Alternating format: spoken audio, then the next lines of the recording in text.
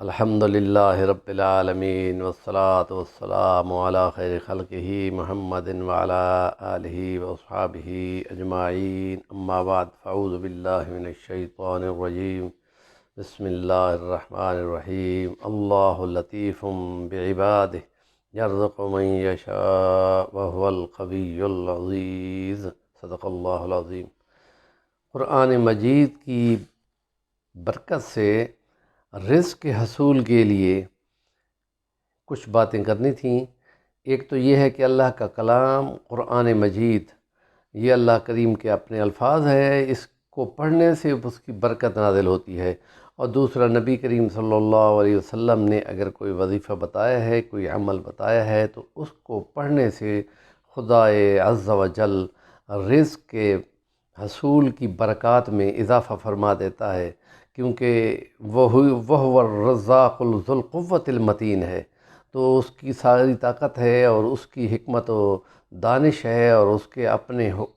حکمت کے امور ہیں جن کے ذریعے سے وہ بندوں میں رزق بانٹتا ہے۔ تو ان کو حاصل کرنے کے لیے گویا کہ یہ رموز ہیں، علماء ان کو بیان کرتے رہتے ہیں۔ میں نے جو آیت آپ کے سامنے پڑھی ہے وہ سورۃ شورى ہے 25واں پارہ کی، اور اس 19 نمبر، اور اس میں یوں ہے کہ اللہ اپنے بندوں کو خوب باریک بینی سے جانتا ہے اور وہ خوب خبر رکھتا ہے کہ کس کو کتنا رزق دینا ہے۔ اس لیے وہ اور جگہ پہ فرماتا ہے کہ اللہ جس کے لیے چاہتا ہے رزق کو کھولتا ہے، اور جس کے لیے چاہتا ہے اس کے لیے مقدار مقدر کر دیتا ہے، یعنی محدود کر دیتا ہے۔ تو جس کا رزق محدود ہو رہا ہو اور وہ اپنے رزق کے حصول میں مشکلات کا شکار ہو، تو ایک شخص نبی کریم صلی اللہ تعالیٰ علیہ وسلم کے پاس حاضر ہوا تھا، اپنی مالی مشکلات کی حالت بیان کی تھی، تو نبی کریم صلی اللہ علیہ وسلم نے اس کو ایک مجرب عمل دیا تھا اور اس کو فرمایا تھا کہ تم وہی تسبیح کیوں نہیں پڑھتے جو فرشتوں کی تسبیح ہے۔ علماء اس کی تصریح فرماتے ہیں کہ نبی کریم صلی اللہ علیہ وسلم نے اس کو بتایا کہ 100 بار صبح پڑھو اور 100 بار عصر کی نماز کے بعد پڑھو، تو اس نے معمول بنایا اور ایک ہفتے کے اندر اس کی کایا پلٹ گئی، اور اس نے کہا کہ میں تو بہت زیادہ خوشحال ہو گیا ہوں اور خوب برکات اس کے حاصل ہو گئی ہیں۔ اور ہم یہ چاہیں گے کہ ایک تو وہ آیت جو پڑھی ہے 19ویں نمبر سورہ شورى کی 25ویں پارہ کی، اللہ لطیف بعبادہ یرزق من یشاء وہو القوی العزیز، اس کو ہر نماز کے بعد 10 بار پڑھنا چاہیے۔ اور دوسرا جو نبی کریم صلی اللہ علیہ وسلم نے ایک صحابی کو بیان کیا تھا، وہ تسبیح فرشتوں والی تسبیح، وہ اس کا بھی معمول بنانا چاہیے، اور وہ یہ ہے کہ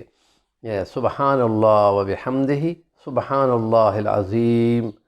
استغفر اللہ۔ اس کو اگر معمول بنا کر پڑھا جائے اور یہ ہو کہ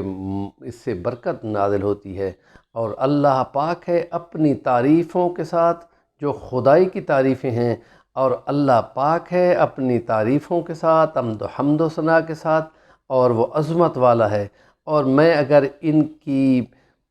تسبیح و تحمید میں کوئی کمی بیشی مجھ سے ہو جاتی ہے تو میں اس کی اللہ سے مغفرت مانگتا ہوں۔ تو یہ استغفار بھی اس میں آ جاتا ہے، اور تسبیح و تحمید بھی ہے، اور تسبیح اور عظمت بھی ہے، اور استغفار بھی ہے۔ تو گویا وہ ایسے کلمات ہیں کہ جن کے ذریعے سے ضرور مغفرت بھی اترتی ہے اور برکت بھی اترتی ہے۔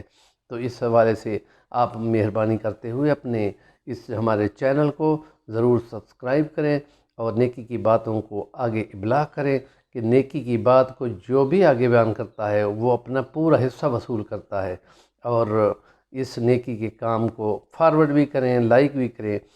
جزاکم اللہ احسن الجزاء، وآخر دعوانا الحمدللہ رب العالمین۔